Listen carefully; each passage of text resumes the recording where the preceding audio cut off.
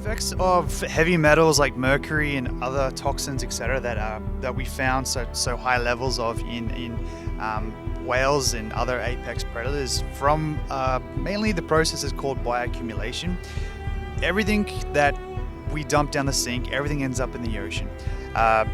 And then it will slowly enter the food chain through the very low trophic invertebrates, things like sponges, other really small invertebrates, and then it'll work its way up the food chain to bigger and bigger predators. And as it does go up into the bigger predators, larger and larger amounts will sort of accumulate, hence the bioaccumulation name, until it hits their apex predator, which in this case is the whales, killer whales in particular. And they will typically have the largest amount of toxins, particularly mercury, in their body because of this.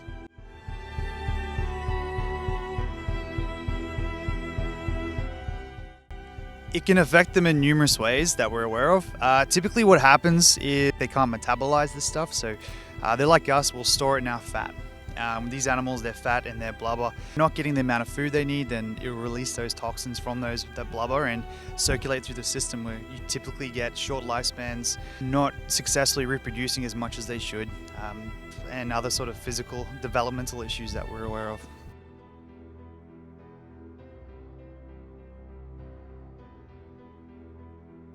The whales here in Victoria, southern resident killer whale population, the biggest factor by far is food. The quantity of the food and the quality of the food. And a lot of it's habitat, boat strikes, and just large amounts of boat traffic in their critical habitat area where they feed.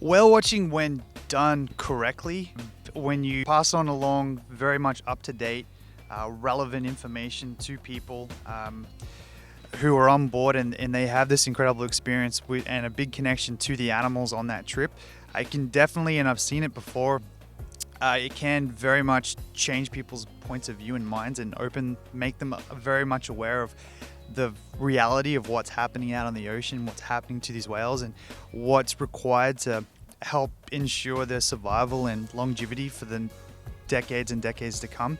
It's called ecotourism. So when you give people an amazing experience, when all this information, allow them to see how they can actually help or change their lives in order to save a population, it very, very much brings a lot more public awareness and changes people for the better.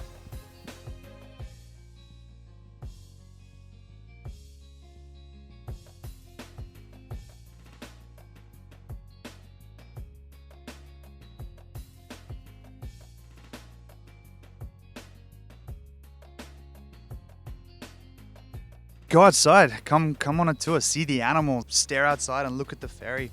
Yeah, more public awareness and just getting involved, getting off your couch away from the games and get out into the world and actually see them for yourself and experience it. And it's addictive, you'll be hooked. Thank you so much for answering these questions today. You're welcome, Trinity, no problem.